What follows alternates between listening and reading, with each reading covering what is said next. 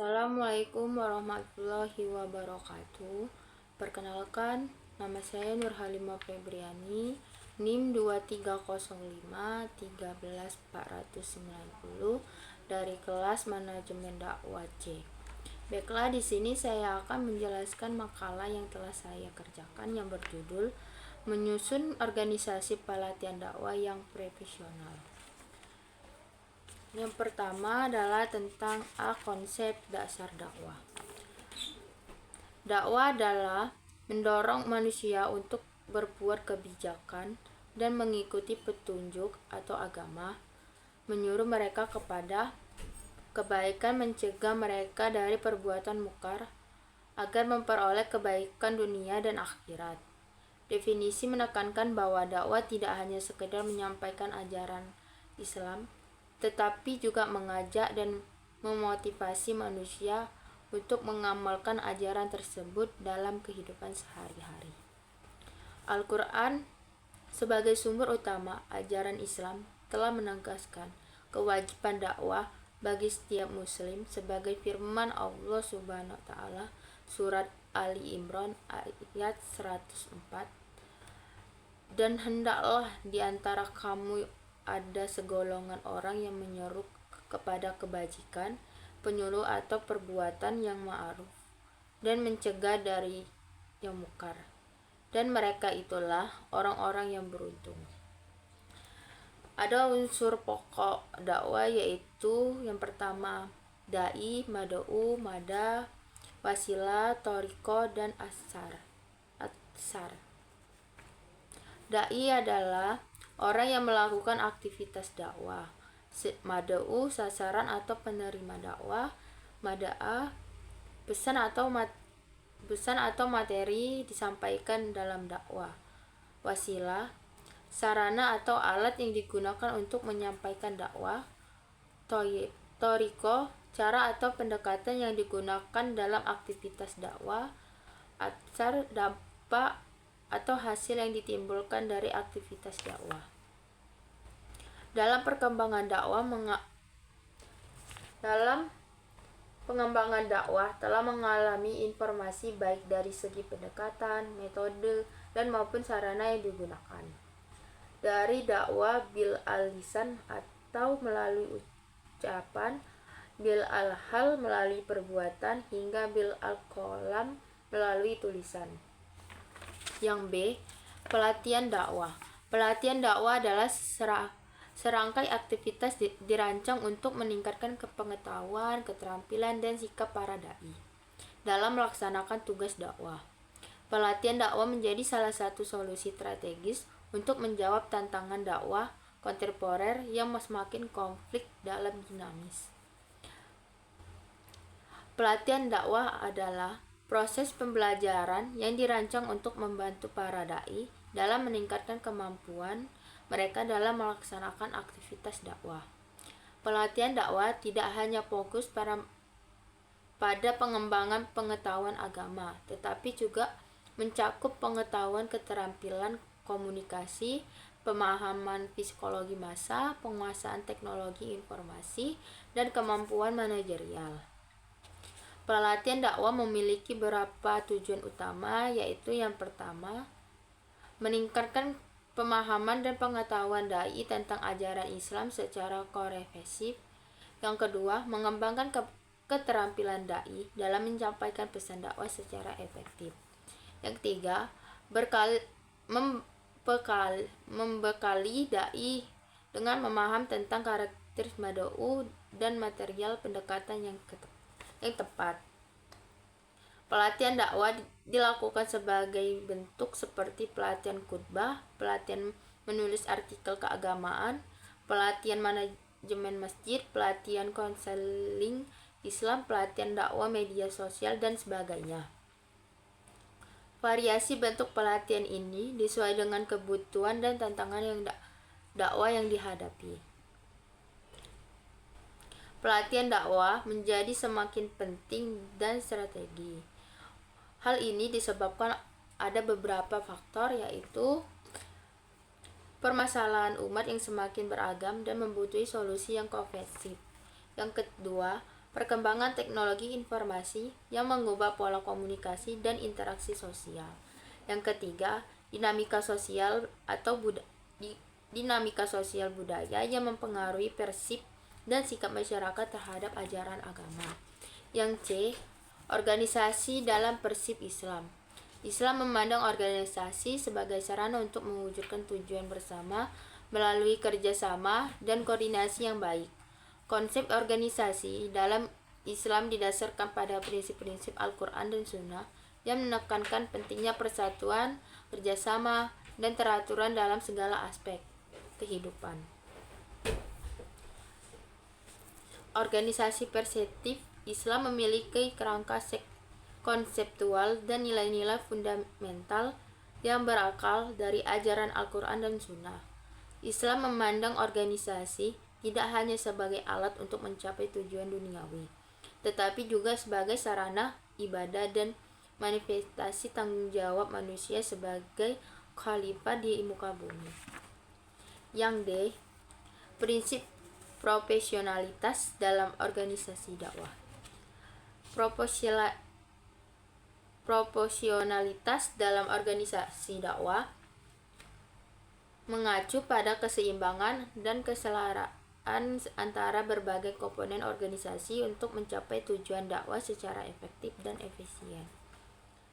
Prinsip profesionalitas ini sangat penting untuk memastikan bahwa setiap sumber daya baik manusia, dana maupun fasilitas dan dialokasi secara tepat sesuai dengan kebutuhan dan prioritas. Yang E, prinsip profesionalitas dalam organisasi dakwah. Yang pertama, pengertian profesionalitas. Profesionalitas berasal dari kata proporsi yang berarti perbandingan atau keseimbangan.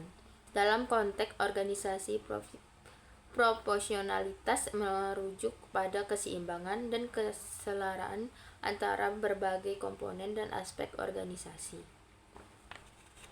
Yang kedua, dimensi profesionalitas dalam organisasi dakwah, yaitu ada 6. Yang pertama, keseimbangan virtual atau profesional. Yang kedua, keseimbangan kuantitas dan kualitas. Yang ketiga, keseimbangan teori dan praktik.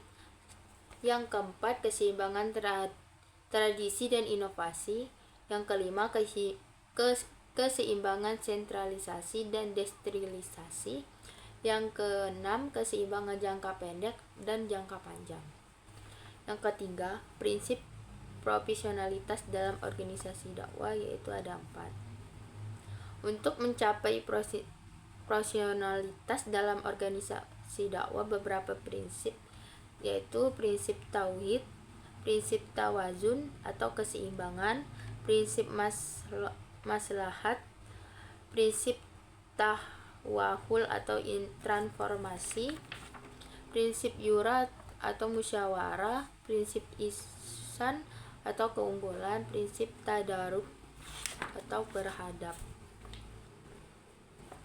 Yang keempat, indikator profesionalitas dalam organisasi dakwah. Yang pertama itu keselaraan visi misi dan program, keseimbangan kurikulum pelatihan, distribusi sumber daya, dan keterwakilan memangku kepentingan. Pengertian organisasi pelatihan dakwah. Organisasi pelatihan dakwah merupakan suatu kesatuan yang terdiri dari struktur, sistem, dan sumber daya dan yang dirancang secara terorganisir untuk merencanakan, melaksanakan, mengawasi serta mengevaluasi kegiatan pelatihan di bidang dakwah. Pelatihan dakwah itu sendiri dapat didefinisikan sebagai proses pembinaan dan pengembangan yang sistematis untuk meningkatkan kualitas kemampuan intelektual, emosional, dan spiritual. Tujuannya adalah agar para dai memiliki pengetahuan yang memadai, keterampilan komunikatif yang baik, serta sikap dan etika dakwah yang sesuai dengan nilai-nilai Islam. Dalam konteks manajemen, organisasi pelatihan dakwah harus bersifat dinamis, adaptif, dan kolaboratif. Dinamis berarti mampu mengikuti perkembangan zaman dan teknologi. Adaptif berarti fleksibel dalam menghadapi tantangan dan kebutuhan umat.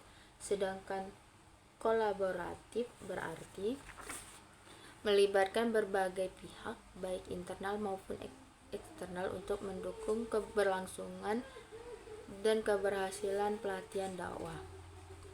Pengertian ini mengandung dua aspek, yaitu aspek struktural, menyangkut komponen organisasi seperti pimpinan, mengajar, serta dan staf pendukung.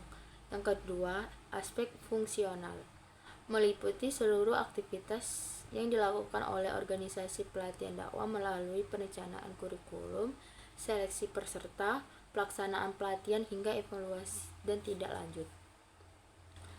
Dengan demikian, organisasi pelatihan dakwah adalah entitas yang tidak hanya menjalankan kegiatan teknis pelatihan, tetapi juga mampu menjadi institusi pelajaran yang berorientasi pada kualitas, penilaian, dan transformasi sosial melalui dakwah yang keberlanjutan.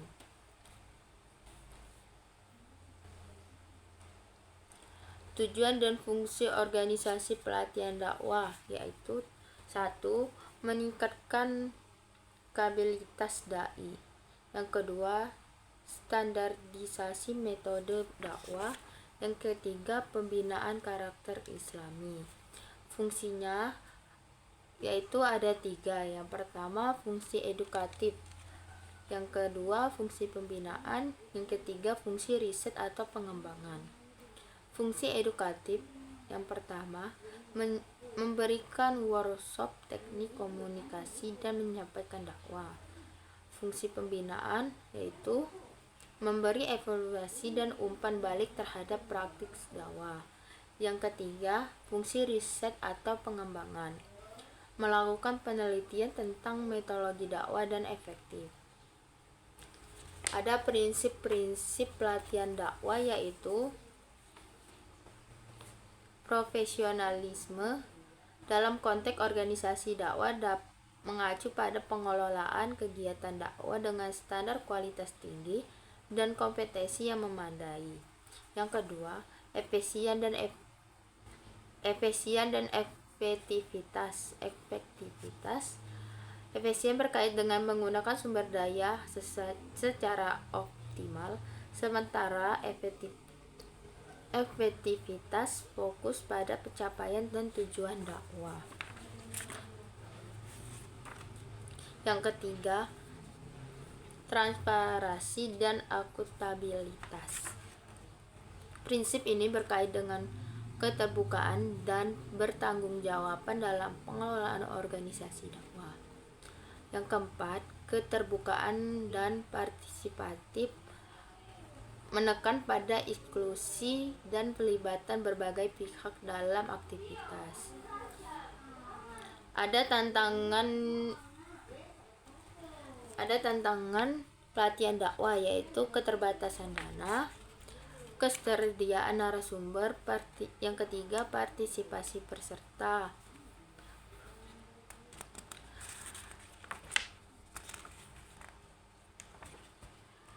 Yang ke-6 itu ada strategi mengatasi tantangan dalam pelatihan dakwah. Membangun kemitraan strategi merupakan langkah pentingnya untuk mengatasi berbagai keterbatasan dalam penyelenggaraan pelatihan dakwah.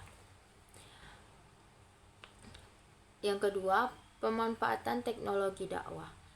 Teknologi dapat menjadi solusi efektif untuk mengatasi keterbatasan jangkauan dan sumber daya dalam pelatihan dakwah. Yang ketiga, insentif bagi peserta dan pengajar. Sistem insentif yang baik dapat meningkatkan motivasi dan komitmen dari semua pihak yang terlibat.